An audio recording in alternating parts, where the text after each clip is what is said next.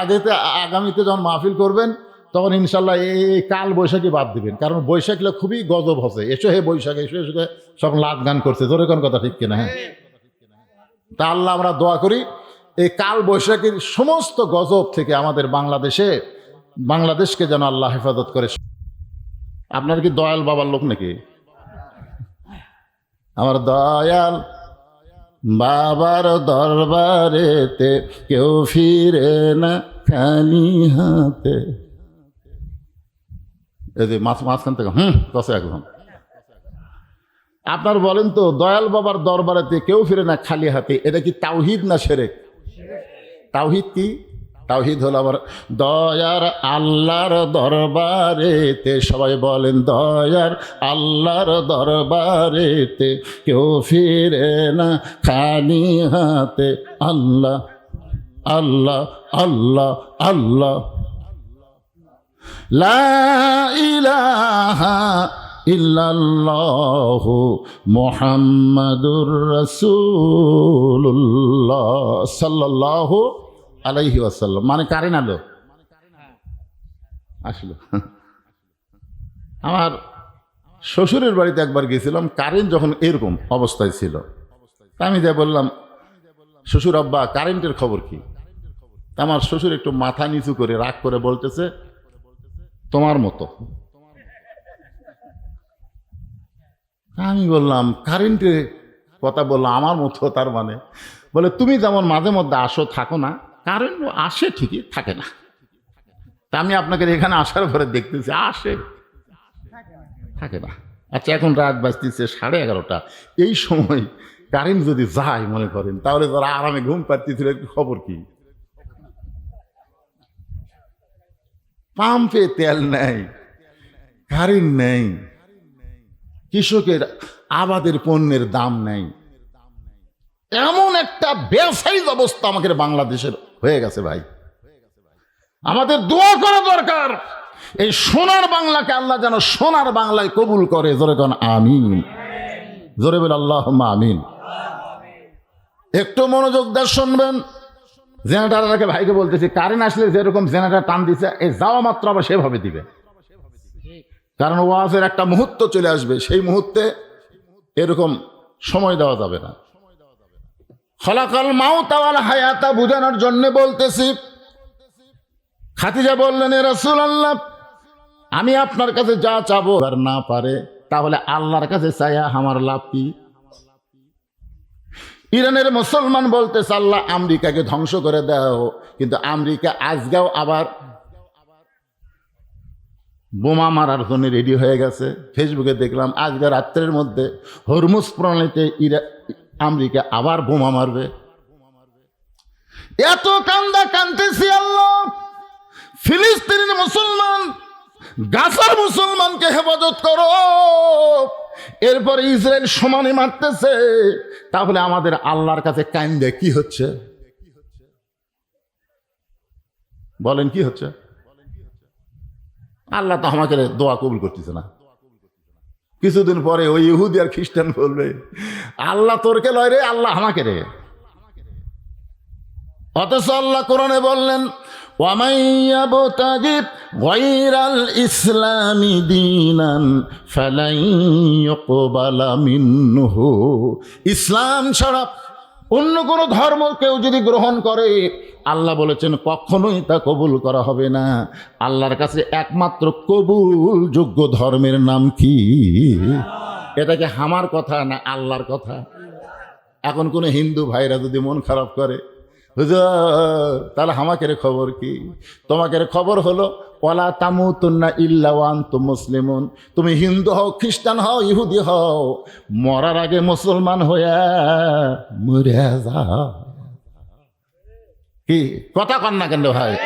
আল্লাহ কি সুযোগ দেয়নি? তুমি হিন্দুর ঘরে জন্ম নিছ, জন্ম নেও, কিন্তু মরার আগে মুসলমান হয়ে মরো, তোমার সুযোগ আছে তো। এখনো তুমি তো মরো নাই, মরার আগে মুসলমান হয়ে মরো। মনে কষ্ট নেবেন না, আমি আমার বাবার কথা বলতেছি না। আল্লাহ বলেছেন ইন্নাদ দীনা ইনদাল্লাহিল ইসলাম। আল্লাহর কাছে একমাত্র মনোনীত জীবন বিধানের নাম কি? সবাই বলা লাগবে ভাইজান। হ্যাঁ, কি আপনারা কি মনে কষ্ট পাচ্ছেন নাকি? আপনারা আপনারা অবশ্যই জানেন কচুয়াতে আমি যতবার আইছি কত হাজার হাজার মানুষ। আজকে কম মানুষ নিয়ে কি ওয়াজ চেষ্টা করলে হবি? তো ভালো করবার গেলে আপনাকে হোঁ লাগবে। হোঁ যদি না করেন তো ওয়াজ তো মরে যাবি। কি ভাই না? ও ছোট গ্রাম তো, তার মধ্যে হিন্দু আছে। ও ভাই, হিন্দু ভাইরা তোমরা আসো ভাই, আসো ভাই। আজকে মাছের পোলারে অসুবিধা নেই, মাছের পোলা সবাই খাওয়া যায়, কি কোন জায়গায় যায় না। হিন্দু ভাইদের বলতে আজ আসেন, একটু মনোযোগ দিয়ে কথা করে শুনবেন। খাদিজা বলে, রাসূলুল্লাহ, আমি আপনার কাছে যা চাই তা যদি আল্লাহ দিবার না পারে তাহলে খামাখা আল্লাহর কাছে চাবো কেন? নবী বলতেছে, খাদিজা আল্লাহ দিবার পারবি না। খাদিজা বলতেছে, হুজুর মনে করেন আপনার সাথে আমার বিয়ে হয়নি, মনে করেন আমি গভীর রাত্রে তাহাজ্জুদ পড়ে আল্লাহ বলতেছে, আল্লাহ খাদিজার পেটে একটা বাচ্চা দেও, আল্লাহ কি দিবি? রাসূল চমকে উঠছে। রাসূল কিন্তু বাহিরের খবর জানে না। আমাদের নবী এমন একজন নবী, যেই নবী আউট নলেজ নাই। আউট নলেজ মানে বাহিরের কোনো জ্ঞান নবীর নাই। নবীর জ্ঞান কি? মায়ান্তিকু আনিল হাওয়া ইন হুয়া ইল্লা ওয়াহুই ইউহা। আল্লাহ যা বলে নবী তাই বলে, আল্লাহ যা বলায়, আল্লাহ যা করায় নবী তাই করে। নবী ইচ্ছা মতো নফসের তাড়নায় কিছুই করেনি, তার দলিল হচ্ছে আল্লাহর কোরআন। যেরকম সুবহানাল্লাহ। আমাদের কিন্তু আউট জ্ঞান আছে। আউট জ্ঞান বোঝেন না, আদারা জ্ঞান। নবীর কি আদারা কোনো জ্ঞান আছে? এটা খাদিজা যে কথা কইছে এটা তো আদারা কথা, যে আপনার সাথে বিয়ে হয়নি কিন্তু আমি গভীর রাত্রে আল্লাহর কাছে একটা বাচ্চা চাচ্ছি, আল্লাহ দিবি? নবী বলতেছে, আল্লাহ দিবার পারবি কিন্তু দিবি না। কারণ একজনকে আল্লাহ দিছিল, দিয়াই যে বিপদে পড়ছিল। বিপদে কিন্তু আল্লাহ পড়েনি, বিপদে পড়ছে জাকারিয়া। জাকারিয়া আলাইহিস সালাম মরিয়মের আপন খালু। তারপরেও সেই যুগের মানুষ সন্দেহ করলো এই জাকারিয়ার অকামি পেটে বাচ্চা আইছে, সেই বাচ্চা জন্ম নিছে। সবাই জাকারিয়াকে যখন ধরলো, জাকারিয়া চিল্লাই চিল্লাই বললো, আল্লাহ কাম করলে তুমি আর পিটন খাচ্ছি আমি। আল্লাহ তখন বললেন, জাকারিয়া আদমকে আমি তৈরি করছি বাপ মা ছাড়া, আর ঈসাকে আমি তৈরি করলাম বাবা ছাড়া। কিয়ামত পর্যন্ত কোন নারীর পেটে আর বাচ্চা আসবে না পুরুষের স্পর্শ ছাড়া। তার মানে মরিয়ম দিয়েই শেষ হয়ে গেছে, আর ঈসা আলাইহিস সালাম দিয়েই শেষ হয়ে গেছে। আর কোনো বাচ্চা পুরুষের স্পর্শ ছাড়া পেটে আসবে না। হয় হালাল হারাম যেটাই হোক না কেন, পুরুষের স্পর্শ লাগবে। খাদিজা বললেন, এ রাসূলুল্লাহ, আপনার কাছে আমি তিনটা জিনিস চাইব, যেই তিনটা জিনিস আল্লাহর কাছে চাইলে আল্লাহ দিবে না। রাসূল বলে, খাদিজা তাহলে কি তোমার চাওয়া? বলে, এক নম্বর চাওয়া হলো ওই যে গাড়ি হীরার ভিতরে আপনি 3টা বছর সাধনা করেছেন, আমি দৈনিক 2 বার খাবার নিয়ে আপনার কাছে গেছি, প্রত্যেকবার খাবার নিয়ে গিয়ে দেখি আপনি নিচের দিকে মাথা করে বসে আছেন। ওগো আল্লাহর নবী, এমন ভাবে নিচের দিকে মাথা করে আপনি বসে থাকেন, আপনার কাছে খাবার নিয়ে যাওয়ার পরে গায়ে হাত না দেওয়া পর্যন্ত আপনি কোথায় থাকেন?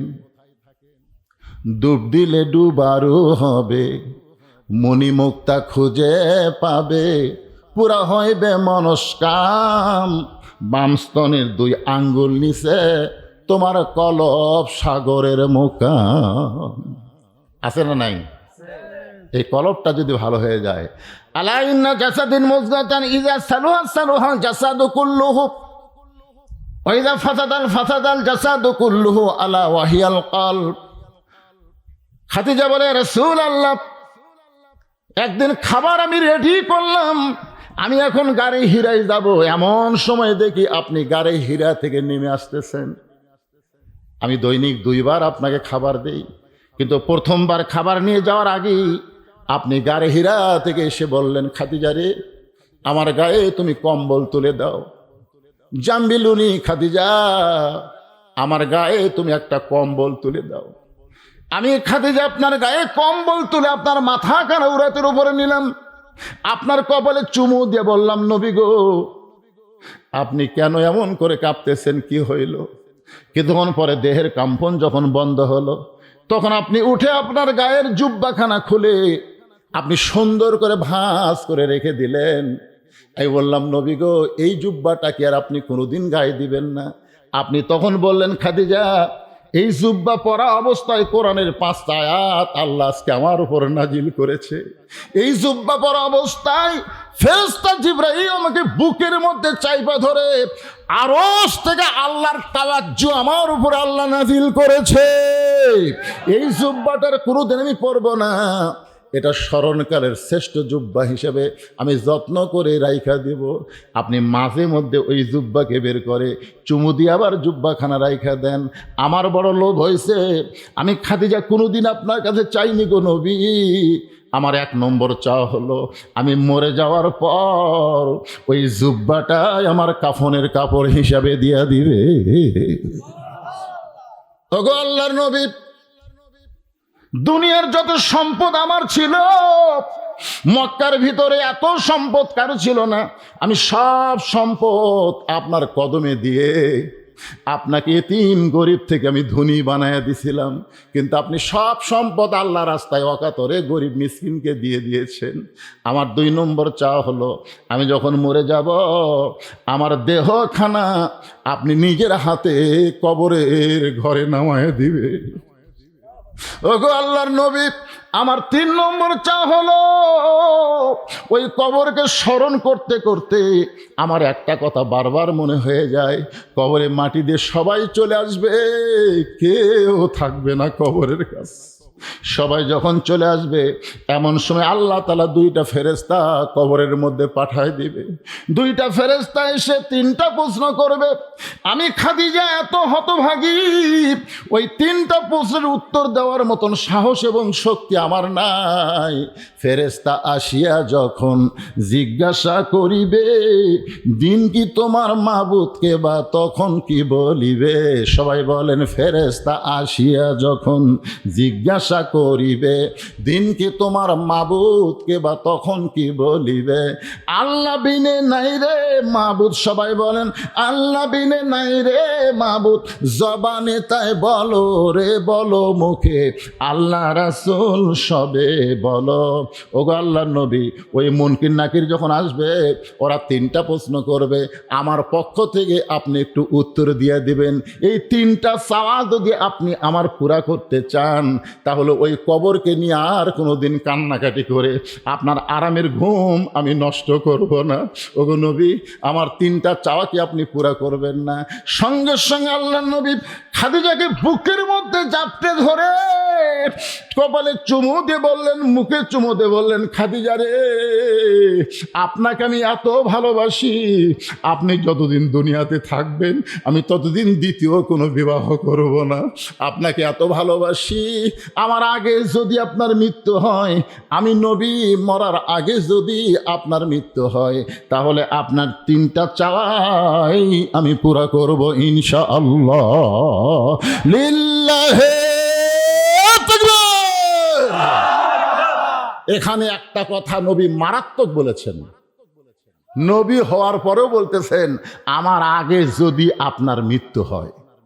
এই কথার দ্বারা নবী বুঝালেন কে কখন মরবে, এটা আল্লাহর নবীও জানে না। আর আমাদের নেতারা ক্ষমতার চেয়ার পেয়ে বলতে 47 সালের আগে আমাকে নামাইতে, মাথায় খারাপ বারে। এর আগে একটা তখন চেয়ার পেয়েছিল, ওই 41 বকিছিল, 41। আল্লাহ কয় 41 লয়, 24-এর 5ই আগস্ট খেতাব আলুসলে দৌড় মারা লাগবে। জোরে কোন কথা ঠিক কিনা?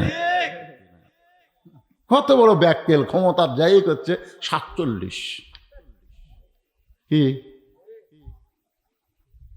চেয়ার পায়া মনে করে কি হনু রে, কি হসু রে পাগলা, 4বার পাতলা পায়খানা হলে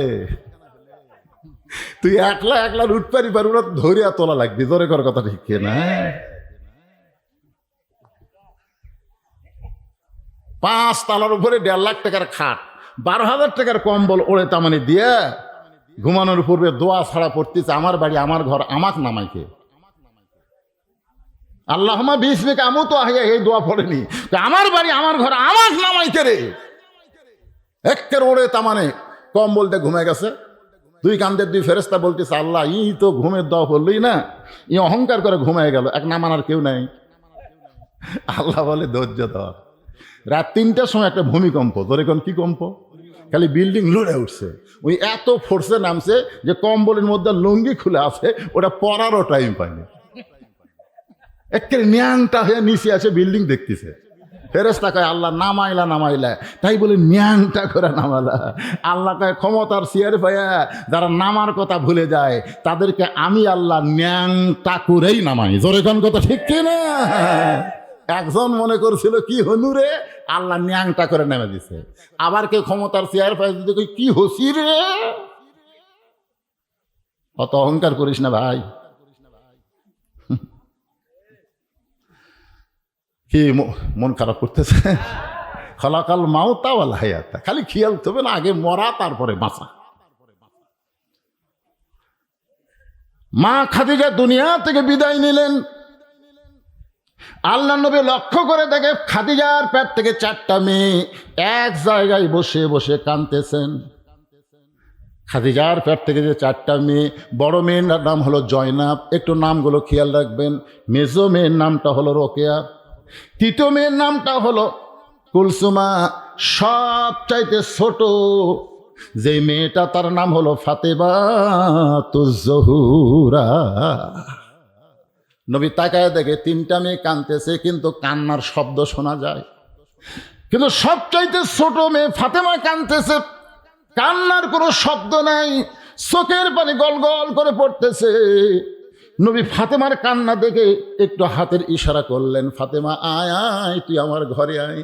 ফাতেমা যখন নবীর কাছে আসলেন, আল্লাহ নবী বললেন, ফাতেমা তোমার মা দুনিয়া থেকে বিদায় নেওয়ার আগে আমার কাছে 2টা ওসিয়ত করে গেছে, আর ওসিয়ত পালন করা হলো ওয়াজিব। ফাতেমা বললেন, বাবা মা দুনিয়া থেকে বিদায় নেওয়ার আগে কি 2টা ওসিয়ত করেছে? রাসূল বলেন, 1 নম্বর ওসিয়ত হলো তোমার মাকে তুমি একা একা গোসল করাতে হবে। ফাতেমা বলে, বাবা আমার আরও 3টা বোন আছে, ওদেরকে সঙ্গে নিয়ে কি আমার মাকে গোসল করাতে পারবো না? রাসূল বলে, ফাতেমা তোমার মা শুধু তোমার সম্পর্কে বলেছে, অন্য কাউকে সঙ্গে নেওয়া যাবে না। 2 নম্বর ওসিয়ত হলো তোমার মা তোমাকে কাফনের কাপড় পরাতে বলেছে, অন্য কাউকে সঙ্গে নেওয়া যাবে না। ফাতেমা কান্দার বলে, বাবা আমি একা যদি আমার মাকে গোসল করাই, একাই যদি আমার মাকে কাফনের কাপড় পরাই, আমার 3টা বোন তো মন খারাপ করবে। নবী বললেন, ফাতেমা কে মন খারাপ করলো, কে রাগ করলো, ওইটা দেখা ইসলামের সুযোগ নাই। ইসলামের কথা হলো ওসিয়ত পালন করা ওয়াজিব। ওসিয়ত পালন করা কি? তাহলে আপনারা মরার আগে কি ওসিয়ত করবেন? মরবেন না তো? খাদিজার মতন মহিষী নারী যদি মরার আগে ওসিয়ত করে, আপনি মরার আগে অন্তত ওসিয়ত করবেন যে কোনো বেনামাজি আমার কবর যেন না খোঁড়ে। দুনিয়ার একটা 3 তলা বাড়ি বানাতে আপনি ভালো মিস্ত্রি খোঁজেন, কোন মিস্ত্রি দিয়ে বাড়ি বানালে আমার বাড়ি বেশি দিন লাস্টিং হবে? তো দুনিয়ার যে বাড়ি থাকতেই পারবেন না, সেই বাড়ি বানানোর জন্য যদি ভালো মিস্ত্রি খোঁজেন, যেই কবরে 50,000 বছর থাকা লাগবে, সেই কবর খনন করার জন্যে ভালো মিস্ত্রির দরকার আছে না? না এ কথা কন না কেন, আছে না নাই? আপনি নিয়ত করবেন কোনো বেনামাজি, কোনো বিড়িখোর আমার কবরের ধার দিয়ে যেন যাবার না পারে।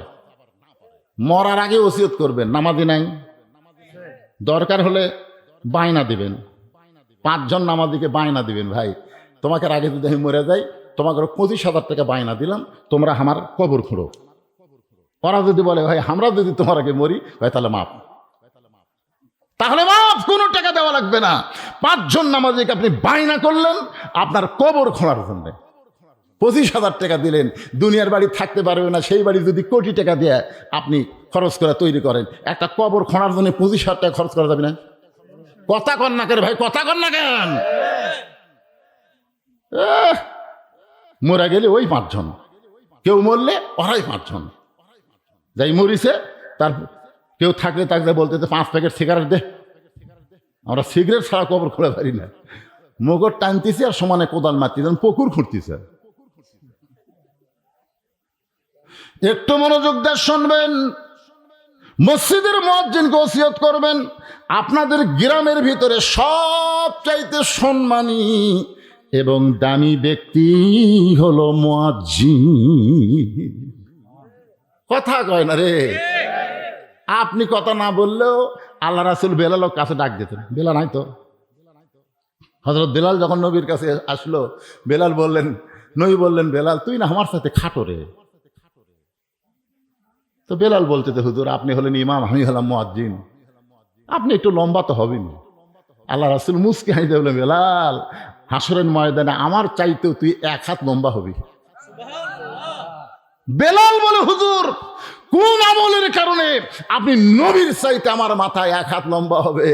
আল্লাহ রাসূল কয়, বেলাল রে তুই তোরে চিনিস না রে, লাইলাতুল মিরাজে জান্নাতের মধ্যে ঢোকার সময় দেখি আমার সামনে একজন খটখট করে হেঁটে যায়। আমি বললাম, ভাই জিবরাইল আমার আগে যাই কে? জিবরাইল বলতেছে, আপনার সাহাবী বেলাল। বেলাল হাসরের ময়দানে আল্লাহ মুয়াজ্জিনের মাথা সব চাইতে উপরে রাখবে। শুধু মুয়াজ্জিনের মাথা উপরে রাখবে না, আল্লাহ কুদরতি হাত দিয়া মুয়াজ্জিনের মাথা এমন একটা টুপি পরায় দিবে, যেই টুপির আলো পূর্ণিমার চাঁদের মতো জ্বলতে থাকবে। বেলাল বলি, ইয়া রাসূলুল্লাহ, আল্লাহ মুয়াজ্জিনকে এত সম্মান কেন দিল? রাসূল বলে, বেলাল রে দিনের 4 ওয়াক্ত নামাজের আযান এশা পর্যন্ত বললাম, কিন্তু ফজরের আযানে সালাতু খায়রুম মিনান নাওম তুমি যখন বলো বেলাল, তুমি সবাইকে বলো ঘুম থেকে নামাজ উত্তম, কিন্তু তোমাকে কে বলে দেয়? আর তার বলার কারণে তুমি এসে আমাদের সবাইকে ঘুম থেকে নামাজের জন্য ডাকো। বেলাল বলে, নবী গো আমার মনে হয় কে জানো গোপনে গোপনে চুপি চুপি আমার কানে আজান দেয়। রাসূল বলে, বেলাল শুধু তুমি না, কিয়ামত পর্যন্ত পৃথিবীর যত মুয়াজ্জিন হবে প্রত্যেকটা মুয়াজ্জিনকে আল্লাহ ফজরের সময় নিজের দায়িত্বে চেতন করে দিবে। এই জন্য আপনি ওসিয়ত করবেন মুয়াজ্জিনকে, ভাই আমি যদি মারা যাই আপনাকে 10,000 টাকা হাদিয়া দিলাম, আপনি আমারে গোসল করায় দিবেন। ভাই আপনি আমারে গোসল করায় দিবেন। মুয়াজ্জিন যদি বলে, ভাই যদি আপনার আগে আমার মৃত্যু হয় আমি আপনাকে মাফ করে দিয়ে দিলাম, যদি জীবিত থাকেন আমাকে একটু গোসল করায় দিবেন।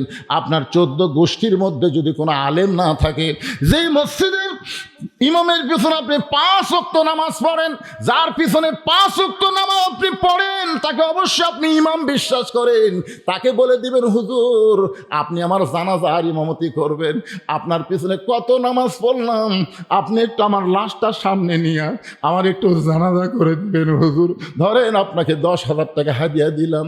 ইমাম কান্দের বলে, ভাই এত সম্মান ইমামের আছে, ইমামের আছে, আজকে তুমি আমাকে সম্মান দিলা যে তোমার আগে আমার মৃত্যু হয়। বলে, আল্লাহর রাস্তায় আমি মাফ করে দিলাম। এইভাবে ওসিয়ত করে যদি আপনি দুনিয়া থেকে কবরে যাইতে পারেন, ওই কবর আপনার অন্ধকার কবর হবে না, আল্লাহ তাআলা আলোকিত জান্নাতের বাগান বানায়া দিবে। রাসূল বলে, ফাতেমা তোমার মা ওসিয়ত করেছে, ওসিয়ত পালন করা হলো ওয়াজিব। ফাতেমা বললেন, বাবা কেন আমার মা শুধু আমার ব্যাপারে ওসিয়ত করলো? অন্য 3টা মেয়ে থাকার পরেও আমার মা আমার ব্যাপারে কেন ওসিয়ত করলো? রাসূল বলে, ফাতেমা রে তুমি যে কেমন মেয়ে এটা আমি জানি না, এটা জানে তোমার মা। তুমি যে প্রশ্ন আমাকে করলে, এই প্রশ্ন তো আমি তোমার মাকেও করছিলাম, যে আরও 3টা মেয়ে আছে, জয়নাব আছে, রোকে আছে, কুলসুম আছে, ওদের বাদ দিয়ে খালি ফাতেমার কথা বললেন।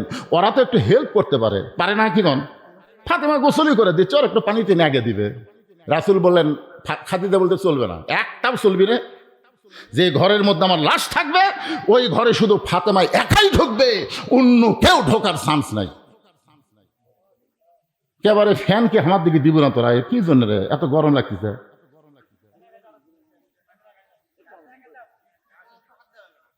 ওটা হাত দেওয়া যাবে না? এখন লাগতেছে, এখন একটু লাগিচ্ছে, তোরা ইচ্ছা করে কাজ করে দিস, বুঝিস?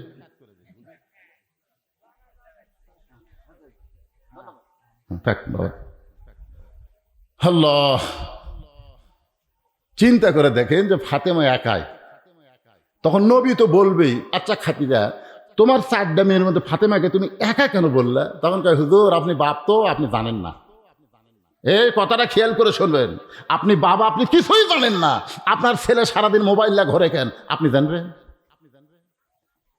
আপনার ছেলে নামাজ পড়ে না, রোজা করে না, এটা আপনি তো জানেন না। আপনার ছেলে এমন খারাপ হওয়ার পিছনে কারণ আপনি না, আপনার ছেলে নষ্ট হওয়ার পিছনে কারণ হলো আপনার বউ। বাবা আনন্দে মাতিয়া, গানটা দিয়ে খেয়াল করেন। বাবা আনন্দে মাতিয়া সাগরে ভাসাইয়া সেই যে চইলা যায় খবর লয় না। মাজন ধরিয়া উদরে কতই যতন করে, 10 মাস পরে পায় প্রসবের বেদনা। এমন দরদি ভাবে কেউ হবে না আমার মা গো। ইমাম গাজ্জালি বলেছেন, কোনো সন্তান যখন মায়ের পেটে আসে তখন আল্লাহ তাআলা মায়ের মাসিক ব্যারাম বন্ধ করে দেয়। প্রত্যেক মাসে 3 দিন 5 দিন 7 দিন যে একটা অসুখ হয়, এই অসুখ হলে মেয়েরা নামাজ পড়তে পারবে না, রোজা করতে পারবে না, আল্লাহর কোনো ইবাদত করতে পারবে না। ওই সময় সব কিছু আল্লাহ তার জন্য হারাম করে দেয়। কিন্তু বাচ্চা পেটে আসার সঙ্গে সঙ্গে আল্লাহ কিন্তু যতক্ষণ সন্তান পেটে থাকে ততক্ষণ মাসিকটা বন্ধ করে দেয়। এই মাসিক বন্ধ করার কারণে হলো সন্তান পেটে নিয়ে মায়ের কোনো ইবাদতের যেন কমতি না হয়, কারণ মায়ের ইবাদতের সাথে আল্লাহ সন্তানের সম্পর্ক করে দেয়। মা পেটে বাচ্চা নিয়ে নামাজ পড়তেছে, 5 মাসের বাচ্চা, রুকুর থেকে সেজদাত গেছে, পেটের মধ্যে বাচ্চা ভাসছে। ফেরেশতাকে আল্লাহ, দেখো তোমার বান্দি রুকুর থেকে সেজদাত গেল, পেটের মধ্যে বাচ্চার যে কষ্ট হলো। আল্লাহ বলে, ফেরেশতা সাক্ষী থাক, যেই মা পেটে বাচ্চা নিয়ে নামাজ পড়তেছে ওই মা শুধু নিজে নামাজ পড়তেছে না, পেটের বাচ্চাকে নামাজের ট্রেনিং দিচ্ছে। ধরে কোন সুবহানাল্লাহ। পেটে বাচ্চা নিয়ে মা যদি পর্দার মধ্যে থাকে, বাইরে যদি ঘোরাঘুরি না করে, ওই বাচ্চা জীবনেও ঘোরাঘুরি করবি না। এই যে ঘুরতেছে না, ওই যে ঘুরতেছে, ওদের দেখেন, ওই যে দুটো দেখেন, ওই ঘোড়া ওরা শিখেছে পেটের ভিতরেই। পেটত নিয়ে গোটা পাড়া ঘুরিছে, ওই পেটের মধ্যেই ঘোরনি ব্যারাম পাশা।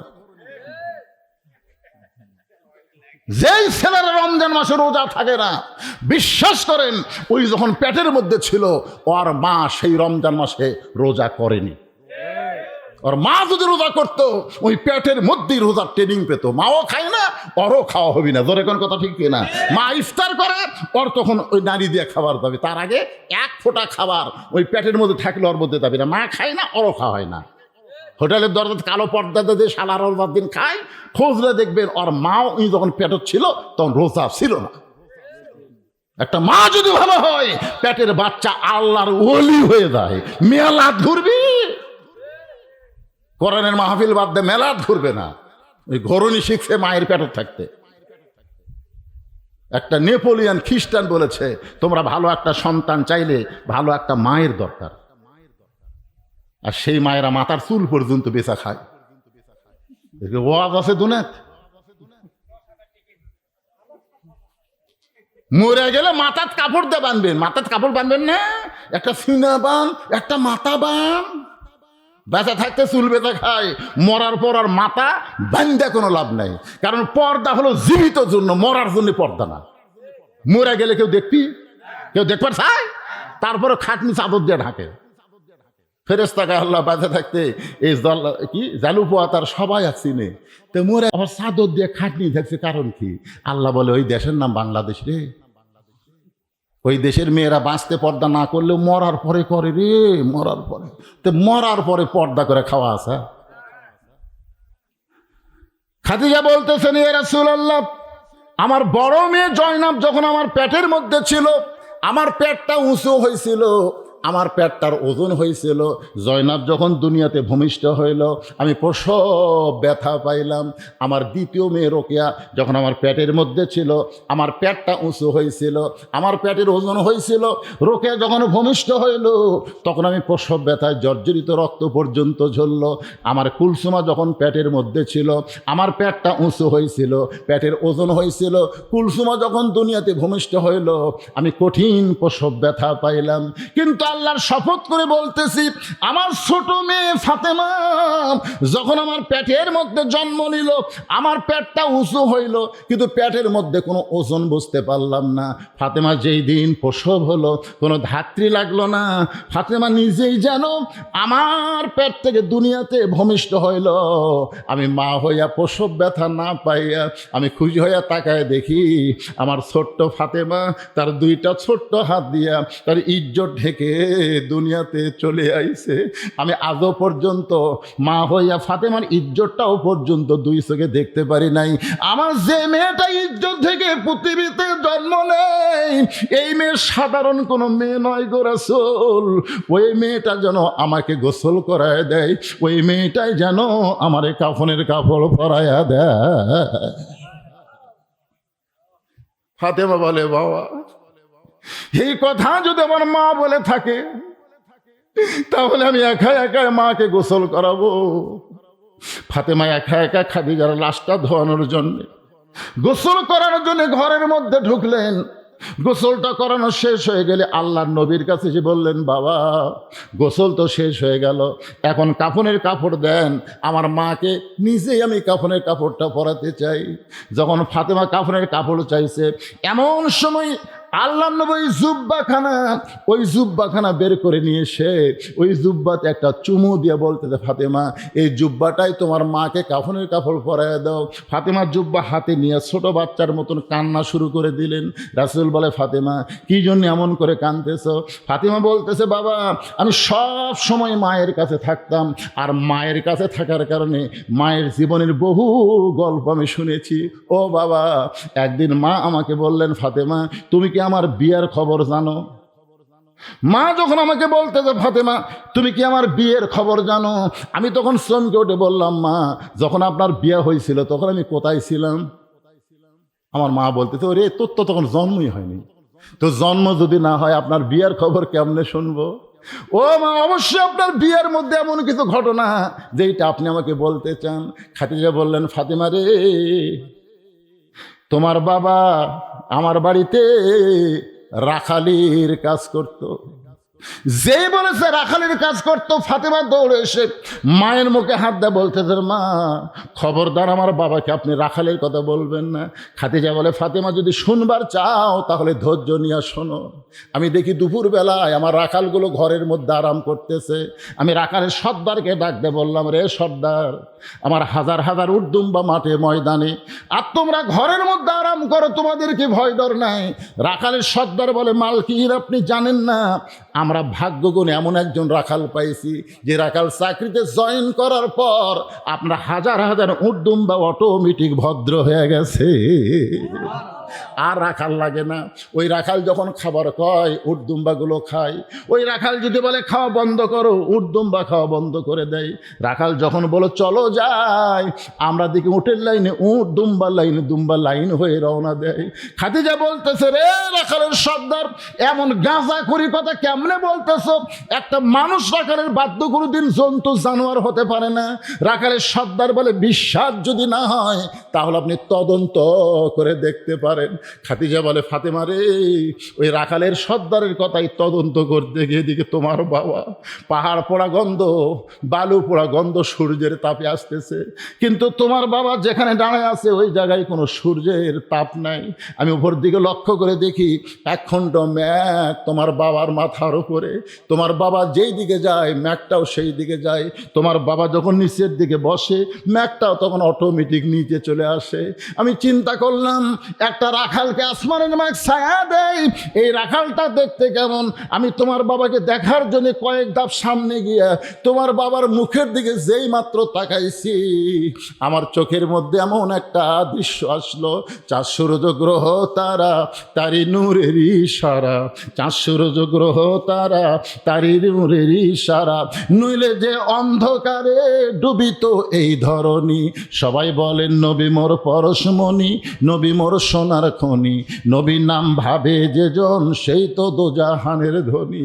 খাদিজা বলে, ফাতেমা রে, মানুষ এমন সুন্দর হয় নয়, আমি জীবনে কোনোদিন কল্পনাও করতে পারি নাই আমার 40 বছর বয়স আমি আর জীবনে বিয়ে করব না। মক্কার বহু নেতা আমাকে বিয়ের প্রস্তাব দিয়েছিল, আমি ধনী হওয়ার কারণে আমি সবার প্রস্তাবকে প্রত্যাখ্যান করেছি, আমি আর কোনোদিন বিয়ে করব না। কিন্তু তোমার বাবার চেহারা দেখার সঙ্গে সঙ্গে আমার মনের মধ্যে বিয়ার কল্পনা। এক দৌড়ে সে ঘরের দরজা বন্ধ করে দেই। দাসী বলে, মালকিন, রাখালের সর্দারের কথা মতো রাখালকে তদন্ত করতে গিয়ে আপনি কি দেখলেন? আমি বললাম, রাখালের চাকরি ক্যান্সেল করে দিলাম। নবীর চাচা আবু তালেব বিয়া বলে, খাদিজা, আমার ভাতিজার মধ্যে এমন কি দোষ দেখলাম তার চাকরি কেন ক্যান্সেল করে দিলে? খাদিজা বলে, চাকরি ক্যান্সেল করার কারণ হলো আমি তাকে স্বামী হিসাবে গ্রহণ করতে চাই। মক্কার সব চাইতে ধনবতী রমণী আমার মা আপনাকে স্বামী হিসাবে গ্রহণ করলো, আমার সেই মাছকে মারা গেছে। মক্কার দোকানে কি নতুন কোনো কাপড় নাই? নতুন কোনো কাপড় না দিয়া এই পুরাতন জুব্বা কেন দিচ্ছেন বাবা? আপনার কি একটু দয়া হয় না? একটা নতুন কাপড় কি আমার মায়ের শরীরে আমি পরাতে পারবো না? সঙ্গে সঙ্গে নবী কান্দে বলে, ফাতেমা রে, এই জুব্বা আমি দেইনি মা, এই জুব্বা তোমার মা আমার কাছে চাইছে। ফাতেমা বলে, বাবা, এই জুব্বার মধ্যে এমন কি আছে যেই কারণে আমার মা কাফনের কাপড় হিসেবে এই জুব্বাখানা চাইছে? আল্লাহ নবী, ফাতেমা রে, এই জুব্বা সাধারণ কোনো জুব্বা নয়, এই জুব্বার সঙ্গে আল্লাহর কোরআনের সম্পর্ক রয়েছে। আল্লাহু আকবার। এখন আপনাদের কাছে জানতে চাই, এই কোরআনের সাথে যার সম্পর্ক থাকবে তার দাম কম না বেশি? কিন্তু আমরা তো বহু চেষ্টা করলাম, সব দেখা হলো শেষ। আগামীতে আমরা দেখবো আল্লাহর কোরআনের বাংলাদেশ। কিন্তু আপনারা তো সম্পর্ক রাখলেন না, খালি ওয়াজই শুনবেন, সারা জীবন খালি ওয়াজই শুনবেন। একই গাছের কাঠ থেকে 3টা জিনিস বানাচ্ছে, একটা হলো সোফা, একটা হলো খাট, আর একটা হলো রেহাল। গাছ একটা, জিনিস বানাচ্ছে কয়টা? আপনারা বলেন তো, এই 3টার মধ্যে দাম বেশি কার? হ্যাঁ, খাটের সাথে মানুষের সম্পর্ক, খাটের সাথে মানুষের সম্পর্ক, তারপরে সোফার সাথে মানুষের সম্পর্ক, আর রেহালের সাথে হলো আল্লাহর সম্পর্ক। আজকে আমরা যারা এখানে বসে আছি ভাইজান, আমি সবার জন্য বলতেছি না, যারা বসে আছি আমরা সবাই এই কোরআনের সঙ্গে সম্পর্ক রাখতে চাই। কারা কারা রাজি? আল্লাহকে একটু হাত দেখান তো দেখি। এখনো সময় আছে রে, খলাকাল মাউতা ওয়াল হায়াতা, এখনো তো মৃত্যু আসেনি। একটু হাত টান টান করে তোলেন না কেন? লিল্লাহু তাকবীর। আল কোরআনের আলো, কোরআন হাদিস যেখানে, দুনিয়ার মুসলমান। মাশাআল্লাহ। হবি হবি এক হবি এক হবি। সবসময় নেগেটিভ চিন্তা করতে নাই, পজিটিভ চিন্তা করতে হবে। কি মনে করতেছেন উহুদের যুদ্ধে মুসলমানের পরাজয় হয়েছে বলে তারপরে আর কোন যুদ্ধে পরাজয় হয়েছে? একটা শিক্ষা নেওয়া লাগবে পাগলা। আল্লাহ, এদিকে কি বাঁচতেছে?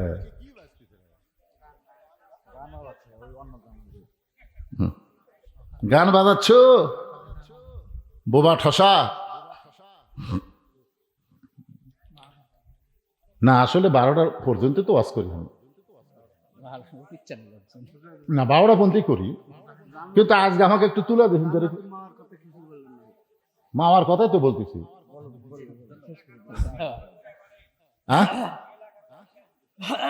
না সেটা না, আমার ভাই বলতেছে জান্নাতুল মাওয়া, জান্নাতুল মাওয়ার কথাই তো বলতেছি। খাদিজাতুল কুবরা যেখানে তাকে দাফন করা হয়েছে সে জায়গার নাম কি? জান্নাতুল মাওয়া। তো এখন আল্লাহ রাসূল বলে, ফাতেমা, এই জুব্বা তো আমি তোমার মাকে দেইনি, তোমার মা চাইছে। ফাতেমা বলতেছেন এই জুব্বা চাওয়ার পিছনে কারণ কি? তখন আল্লাহ রাসূল বলতেছেন, এই জুব্বার সাথে আল্লাহর কোরআনের সম্পর্ক আছে। তাহলে কোরআনের সম্পর্ক জুব্বার সাথে না, রেহালের সাথে থাকলেও রেহালের দাম কি? তাহলে আমাদের সাথে যদি কোরআনের সম্পর্ক থাকে, আমাদের দাম কম না বেশি? তাহলে আপনাদের কাছে 30 পারা কোরআনের জন্য 30 পারার দান চাইলো, আপনারা সবাই দিলেন না। যাওয়ার সময় হঠাৎ একটা অ্যাঙ্গেলের ডোজ দিয়ে গেল যে প্রধান বক্তার হাতত দিবেন।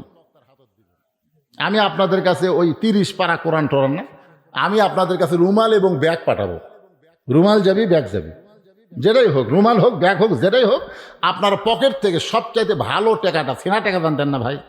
এই দান করার সময় শয়তান ওয়াসওয়াসা যায়, মিন শারিল ওয়াসওয়াসিল খান্নাস। শয়তান বলে, পান আলা লাইনি, চা আলা লাইনি, ওই সিনাটা মার। অথচ আল্লাহ কোরআনে বলেছে লান তানালুল বিররা হাত্তা তুনফিকু মিম্মা তুহিব্বুন।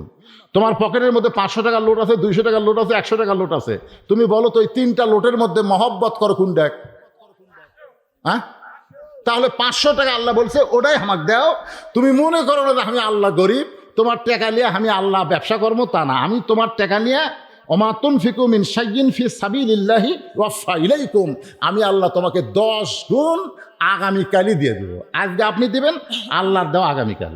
এখন হয়তো বলবেন হুজুর কিভাবে দিবি, চিটিং করতেছেন। আগামীকাল আপনার উপর মহান একটা বিপদ আছে, জানেন? সমস্ত বিপদ আর সাদকাতু তারুদ্দুল বালা, দান সাদকা করলে আল্লাহ বালা মুসিবতকে দূর করে দেয়। কি আত্মীয়র বাড়িতে সে আমার মুরব্বী বাবা আজকে কবরে ওয়াজ শোনার পরে মৃত্যুর কথা তার খেয়াল হয়ে গেছে রে। 500 টাকার একটা লোট এই মাহফিলে দান করে দিল। আল্লাহ তার এই দানকে কবুল করো। আল্লাহ ইমানের সাথে ইসলামের সাথে মুসলমান হিসাবে তাকে কবুল করো। জোরে কোন আমিন, জোরে বলে আল্লাহুম্মা আমিন। মাশাআল্লাহ। মৃত বাবার জন্য দোয়া চাই। আল্লাহ তোমার এক পাগল, আল্লাহ কোরআন শরীফ বাবদ, আমি সব যেখানে 500 টাকা দেয় সেখানে বলি এই টাকাটা যেন আল্লাহ কোরআন শরীফ বাবদ হিসাবে কবুল করে। একটা কোরআন দানের সব যেন আল্লাহ তার বাবার কবরে দিয়ে দেয়। যার 500 টাকা আছে, পৃথিবীর শ্রেষ্ঠ দান একটা কোরআন শরীফ দিয়ে দেন। বাপ মা কবরে আছে তো। হ্যাঁ, এই গ্রামের জামাই আক্কেলপুর বাড়ি, সে জামাই এখানে আছে? কে বাবা জামাই কে রে? লিল্লাহে তাকবীর। এই গ্রামের জামাই কত বড় ধন্য। ওনার শ্বশুর শাশুড়ি যদি জীবিত থাকে, ওনার জীবিত আছে, শ্বশুর শাশুড়ি মন কি করছে? এই একটা জামাই আমাকে বারে ওয়াজ শুনবার এসে 3,000 টাকা দান করে দিল, তাও বাড়ি আক্কেলপুরে। আক্কেল আলা আক্কেল আছে বলি তো আক্কেলপুর না। তুই তোর ব্যাক্কেল মতো তোর আক্কেল নাই। মাশাআল্লাহ। এই জামাইয়ের সাথে তাল মিলানোর কোনো জামাই আছে কি? আপনি 3,000 না পারেন, অন্তত 1,000 দেন, গ্রামের একটা সম্মান থন। আল্লাহ ওসমান গনি রাদিয়াল্লাহু আল্লাহ নবীর জামাইয়ের সঙ্গে আমার এই জামাইকে জান্নাত দিয়ে দাও। জোরে কোন আমিন। শ্বশুর শাশুড়ি হায়াত দারাজ করো, বাপ মা যদি কবরে যায় এ দানে উসিলে আল্লাহ বাপ মার কবরকে জান্নাতের টুকরা বানায় দেন। আর যদি বাপ মা হায়াতে থাকে আল্লাহ তাদের হায়াতকে বাড়ায় দেন। জোরে বলি আমিন। মতিউর রহমান মিন্টু বাবা মার জন্য দোয়া চাইয়া নগদে 2,000 টাকা দান করেছে। আল্লাহ দানকে কবুল কর। বাপ মা কি মারা গেছে ওনার? আরে বাপ মা দুইজনই কবরে গেছে। আল্লাহ এই দানের উসিলায় আল্লাহ বাপ মার কবরকে জান্নাতের টুকরা বানায় দেন। জোরে বলে আল্লাহুম্মা আমিন। আজ কিন্তু আপনার খেয়াল করে দেখবেন, পুরুষের চাইতে হিসাব করলে ওয়াজ যদি 16 আনা হয়, ওয়াজ তো শেষ করিনি, আরো 8 ঘন্টা চলবি। খাদিদার কেবল কাপড় নিয়ে যাচ্ছে, তারপরে তার ওয়াজ আছে তো করবো আমি। যদি আপনার বসে থাকেন আমার সমস্যা নাই। তো মায়েদের ওয়াজ কিন্তু তুলনামূলক বেশি হয়েছে। তো এই মায়েদের কাছে আদায় করার মতো আপনাদের বিশ্বস্ত লোক আছে? ও পাঠা দিছে। মাশাআল্লাহ। মায়েদের মধ্যে বিশ্বস্ত লোক আছে। মায়েরা আল্লাহর হস্তে মা খাদিজার সঙ্গে জান্নাতে থাকার আশায় দান করবেন। আল্লাহ মা ফাতেমার সঙ্গে আপনাদের জন্য জান্নাতি কবুল কর। আল্লাহুম্মা আমিন। মকসেদ আলী সাবেক মেম্বার, আজকের মাহফিলের সভাপতি, নগদ 5,000, বাকি 5,000, মোট 10,000 টাকা দান করছে। তা আপনারা বলেন তো এ পর্যন্ত আপনাকে এই মাহফিলে 10,000 টাকা কেউ দিছে? হ্যাঁ, কে দিছে সেটা?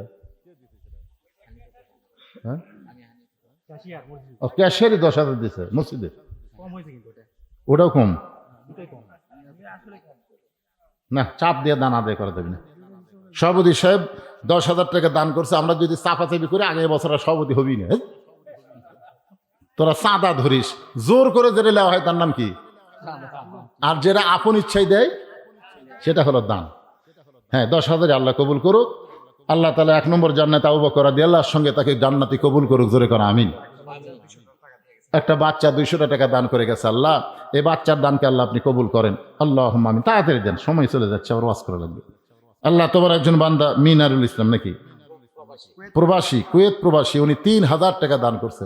যেখানেই থাক আল্লাহ ভালো রাখুক, কামায় যেন আল্লাহ বরকত দেয়। জোরে কোন আমিন। 3,000 টাকা প্রবাস থেকে দান করেছে, আল্লাহ তার দান কবুল করেন। এরশাদ প্রবাসী, উনি কয়াপাড়া নাকি, অসুস্থ মায়ের জন্য 5,000 টাকা নগদ দান করছে। সেটা করি। আচ্ছা ঠিক আছে, 5,000 টাকা নগদে দান করেছে। অসুস্থ মা দেখেন প্রবাসে আছে, আরে বাবা মারা গেছে। বাবা মারা গেছে, এর মাটা অসুস্থ। আমরা দোয়া করি আল্লাহ বাবার কবর জান্নাত বানায় দেখ, আর অসুস্থ মাকে আল্লাহ সুস্থতা দান করুক। জোরে কন আমিন। সবাই একটা আমিন কন ভাই, দান। হ্যাঁ দেন দেন। মসজিদের ইমাম। মসজিদের ইমাম মোহাম্মদ আব্দুল গফুর সাহেব, উনি 1000 টাকা নগদে দান করছে। দেখেন ইমামরাও দান করতেছে, আলহামদুলিল্লাহ। আল্লাহ ইমামের দানকে আল্লাহ আপনি কবুল করেন, আল্লাহুম্মা আমিন। নাম হলো ফজলুর রহমান, উনি বাকি 2000 টাকা দান করেছে, বাকি কিছুদিন পরে দিবে। আল্লাহ তার দানকে কবুল করুক। মায়ের জন্য দান করেছে, আল্লাহ দানকে কবুল করুক, আল্লাহুম্মা আমিন। মায়ের কবরকে আল্লাহ জান্নাত বানায় দেন। নগদ 3000 টাকা দান করেছে, নাম হলো আল আমিন সোনার, আল আমিন সোনার সাহেব, উনি নগদে 3000 টাকা দান করেছে। আল্লাহ তার দানকে কবুল করুক, সকলেই বলে আল্লাহুম্মা আমিন। নাম হলো আক্কাস জামাই, আর একটা জামাই পাওয়া গেছে, নগদ 500 টাকা দান করছে। আল্লাহ জামাইয়ের দানকে আল্লাহ আপনি কবুল করে নিন, আল্লাহুম্মা আমিন। 2 মণ ধান দান করেছে মোহাম্মদ নাজির মণ্ডল, নাজির মণ্ডল জালুপোয়াথা থেকে 2 মণ ধান দান করছে, আল্লাহ কবুল করেন। আবু বকর সিদ্দিক নগদ 500 টাকা দান করছে, আল্লাহ আপনি কবুল করেন। মাসুদ রানা নগদ 1000 টাকা দান করেছে, আল্লাহ কবুল করেন। সোহেল জামাই নগদ 2000 টাকা দান করেছে, আল্লাহ সোহেলের দানকে আল্লাহ আপনি কবুল করেন। সাজ্জাদ এই গ্রামের জামাই নগদ 2000 টাকা দান করছে, আল্লাহ আপনি কবুল করেন। দুদুল জামাই নগদ 500 টাকা দান করছে, আল্লাহ দানকে কবুল করেন। মাসুদ রানা জালুপোয়াতা নগদ 1000 টাকা দান করছে, আল্লাহ আপনি কবুল করেন। অহেদ এই গ্রামের জামাই ভটখালি, উনি নগদ দিচ্ছেন 1500 টাকা দান করেছে, আল্লাহ জামাইয়ের দানকে কবুল করেন। আব্দুল মান্নান প্রবাসী, উনি 3000 টাকা দান করেছেন নগদ, আল্লাহ তার দানকে কবুল করেন। যেখানে আছে আল্লাহ ভালো রাখুক, কামাই বরকত দেখ, জোরে কান আমিন। প্রবাসীর জন্য আপনারা প্রাণ খুলে দোয়া করবেন। গোটা বাংলাদেশের অর্থনৈতিক অবস্থাকে চাঙ্গা করা প্রবাসীদের কাজ, এই জন্য প্রবাসীর জন্য দোয়া করবেন। চকলেট চেয়ারম্যান নাকি রে, ঢাকা তুই ক্যাঙ্কা চেয়ারম্যান 500 টাকা দিল রে, 1000 কোটি 1000 দিতে 500 ভুল করছে, 1000 টাকা। 1000 দিতে। ও চকলেট চেয়ারম্যান, সাবেক চেয়ারম্যান, কি সুন্দর নাম চকলেট। 1000 টাকা দান করছে, আল্লাহ তার দানকে কবুল করেন। আইয়ুব উনি জালুপোয়াথা থেকে 2 মণ ধান দান করছে, আল্লাহ আইয়ুবের দানকে কবুল করেন। ফরহাদ 1 মণ ধান দান করছে, আল্লাহ ফরহাদের দানকে আল্লাহ আপনি কবুল করেন। নাম হলো কাজিমউদ্দিন, উনি 5000 টাকা বাকিতে দান করেছে, জালুপোয়াথা, আল্লাহ দানকে কবুল করেন। আচ্ছা, মসজিদ কমিটির সভাপতি সাহেব দান করছে, ও হজে গেছে, ওর দান করছে, তাহলে দান করছে, আগেকার বক্তার হাতে দান করছে। ওয়ালাইকুম আসসালাম।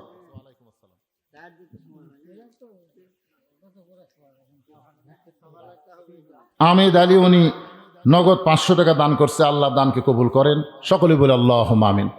আচ্ছা, এগুলো স্লিপ না বললে হবে না, এগুলো বলবার গেলে তো আবার ওয়াজের সময় চলে যাচ্ছে। কে যাচ্ছে? কেউ যাবি না, একটু মাজা টাজা লাগা যায় না?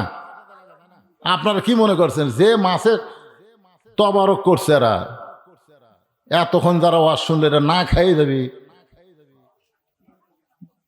2-1 যদি উঠেই যায় তো আপনাকে ভাগত বেশি পড়বে, অসুবিধে যাবে না, যাবেন একটু মাজা খাড়া করতে। ওই দেখেন ওই হাত চাড়া দিচ্ছে, বাবা বসো, বাবা ময়না বসো, এখন একটানা আওয়াজ হবে। বাবু নগদ 1000 টাকা দান করছে, আল্লাহ বাবুর দানকে আল্লাহ কবুল করেন। নাম হলো আব্বাস, উনি 5000 টাকা দান করেছে, আল্লাহ দানকে কবুল করেন। সবাই একটু জিকির করেন, লা ইলাহা ইল্লাল্লাহ, লা ইলাহা ইল্লাল্লাহ, লা ইলাহা ইল্লাল্লাহু মুহাম্মাদুর রাসূলুল্লাহ সাল্লাল্লাহু আলাইহি ওয়াসাল্লাম। যখন শুনতে পাইছে এই জুব্বা সাধারণ কোনো জুব্বা নয়, এই জুব্বার সঙ্গে আল্লাহর কোরআনের সম্পর্ক আছে, সঙ্গে সঙ্গে ফাতেমা জুব্বাখানা নিয়ে যখন মায়ের ঘরের দিকে রওনা দেয়, ফাতেমা সামনে সামনে, আল্লাহর নবী পিছনে পিছনে হাঁটতেছে। অথচ এই কোরআন শরীফ যদি আপনি পড়েন তাহলে আল্লাহ বলেছেন, আমার নবী যখন রাস্তা চলবে নবীর সামনে কেউ যাইতে পারবে না।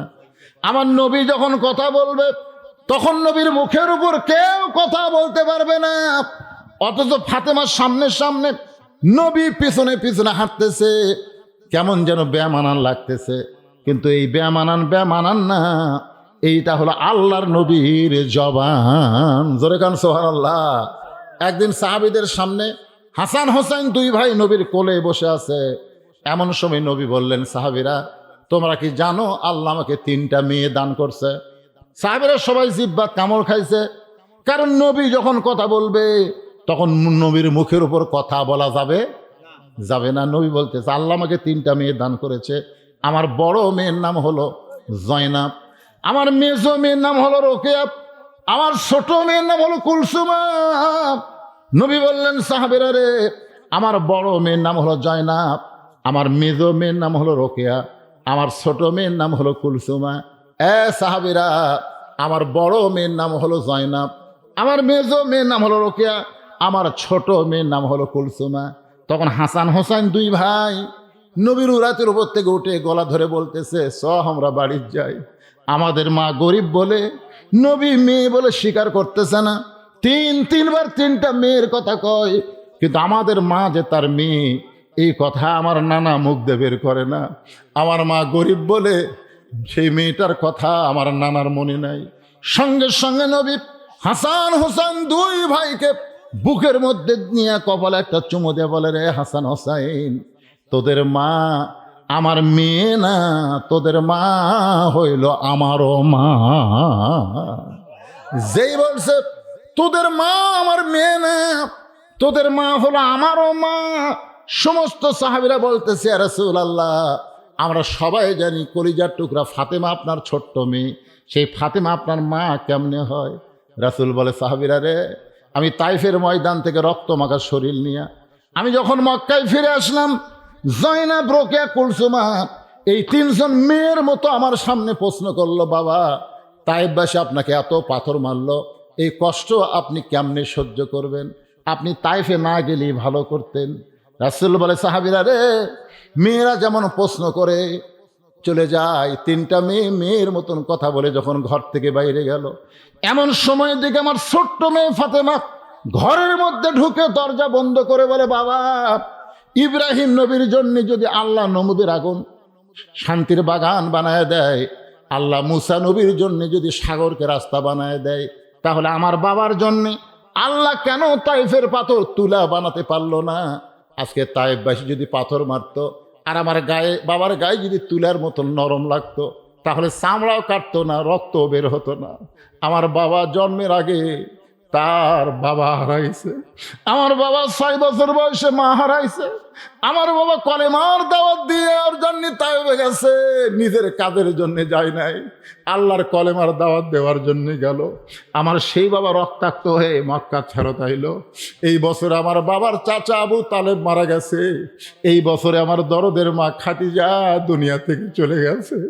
আমার বাবার কেউ নাই রে, এই দুনিয়াতে আমার বাবার কেউ নাই। আজকে বাবার দেহে রক্ত দেখে আমার কলিজা দিয়ে রক্ত ঝরতেছে। রাসূল বলেন, সাহাবীরা রে, এই কথা বলে কাঁদতে কাঁদতে ফাতেমা ঘর খুলে বাইরে যায়। আমি লক্ষ্য করে দেখি উঠানের মধ্যে উনানে পানি গরম করতেছে আর জয়তুনের তেল গরম করতেছে, আর মাঝে মধ্যে আসমানের দিকে তাকায়া 2টা হাত বুকের উপরে মারতেছে, 2টা হাত বুকের উপরে মারতেছে, এমন ভাবে কাঁদতেছে আমি রাসূল সহ্য করতে পারি না। কিছুক্ষণ পরে ঘরের মধ্যে ঢুকে দরজা বন্ধ করে দিয়া ওই ফাতেমা আমার মাথাখানা তার উরাতের উপরে নিয়া আমার দেহ থেকে জুব্বাখানা খুলে যত জায়গায় তাইফবাসী পাথর মারছে, ওই গরম পানির মধ্যে নরম কাপড় চুবড়ায়া আমার গোটা দেহ পরিষ্কার করে ওই নরম আঙ্গুলের মধ্যে জয়তুনের গরম তেল নিয়ে আমার ক্ষতস্থানে যখন লাগায় দেয়, আমি নবী কখন যেন ফাতেমার উরাতকে বালিশ বানায় ঘুমায় গেছি, আমার নিজেরই মনে নাই। আমি ঘুমের ঘরে স্বপ্নে দেখি আমার মা আমেনা আমার শিয়রের পাশে দাঁড়ায় কাঁদতেছে। এত বছর পরে মাকে দেখে আমি আশ্চর্য হয়ে বললাম, মা আইসেন যখন আর আপনাকে যাইতে দিব না।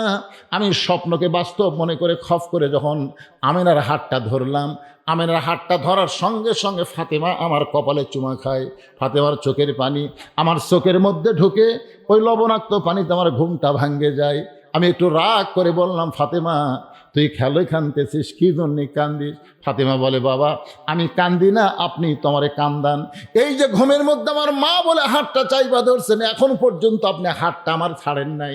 রাসূল বলে, ফাতেমা রে, ঘুমের মধ্যে মা বলে যদি তোর হাতটাই চাইবা ধরি মা, তাহলে তুই শুধু আমার মেয়ে না, তোমার কলিজা হলো আমার আমেনা। সেই দিন থেকে নবী আমার ফাতেমাকে শুধু মেয়ে না মায়ের মতন সম্মান করে।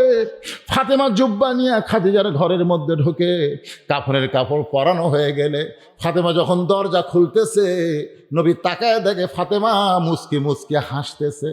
নবী আশ্চর্য হয়ে গেল যে মেয়েটা আমার কানতে কানতে মাকে জুব্বার কাপড়ের কাপড় পরাতে ঢুকলো, আর সেই মেয়েটা হাসতে হাসতে দরজা খুললো। নবী চমকে গিয়ে বললেন, ফাতেমা কানতে কানতে ঢুকলি, হাসতে হাসতে বের হলি, এটা কেমন কথা মা? ফাতেমা বলতেছে, বাবা কানতে কানতে কেন ঢুকলাম এটাও আপনি জানেন, হাসতে হাসতে কেন দরজা খুললাম এটাও আপনি জানেন। রাসূল বলে, ফাতেমা তুমি কানতে কানতে ঢুকলে এটা আমি জানি, কারণ মেয়ে তার মাকে কাফনের কাপড় পরাবে, অবশ্যই কানবে, কিন্তু হাসতে হাসতে দরজা খুললা এটা তো আমি নবী জানি না। এ কথার দ্বারা বোঝা গেল আমাদের নবী গায়েবের খবর জানে। যখন সবাই বলেন জানে।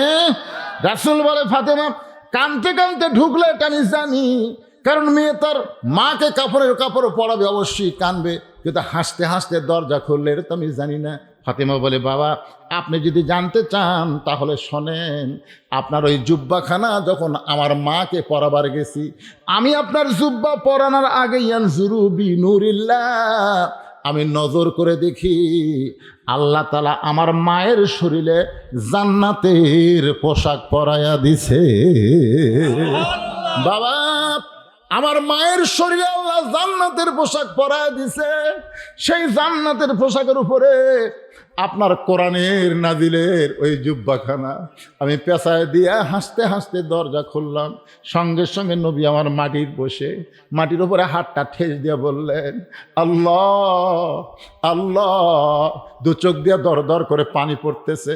ফাতেমা বলে, বাবা আমার মাকে জান্নাতের পোশাক পরায় দিছে, এইটা দেখে আমি খুশি হয়েছি, কিন্তু আপনি এমন করে কেন কাঁদতেছেন? রাসূল বলে, ফাতেমা এই কান্না কোনো দুঃখের কান্না নয় মা, এই কান্না হলো আমার জীবনের সবচাইতে আনন্দের কান্না। ফাতেমা রে, এই দুনিয়াতে সর্বপ্রথম যিনি আমাকে নবী বলে স্বীকার করেছে তিনি হলেন তোমার মা, আমার বিবি খাদিজা। আমার বিশ্বাস সর্বপ্রথম ঈমান গ্রহণ করার কারণে আল্লাহ তাকে জান্নাতের পোশাক পরায় দিছে। নবী নিজের হাতে খাদিজাকে কবরের ঘরে নামাই দিলেন। কবরে নামতেছে, কিন্তু চোখ দিয়ে দর দর করে পানি পড়তেছে। আবু বকর বলে, রাসূলুল্লাহ আপনি যদি এমন করে কাঁদেন তাহলে আমরা কেমনে সহ্য করতে পারি? রাসূল বলে, আবু বকর আজকে খাদিজাকে কবরের মধ্যে নামাইতেছি, নামানোর সময় বারবার আমার মনে পড়তেছে এই কলেমার দাওয়াত দেওয়ার জন্য আমি দিনের চাইতে রাতের বেলা পছন্দ করতাম। দাওয়াত দিয়ে যখন ফিরে আসতাম কোনোদিন কয়টা বাজে, তখন তার ঘড়ি ছিল না, 2টা 3টা যতই বাজুক না কেন, আমার খাদিজাকে কোনোদিন ডাক দেওয়া লাগে নাই, দরজা এসে বলা লাগে নাই খাদিজা দরজা খুলে দাও।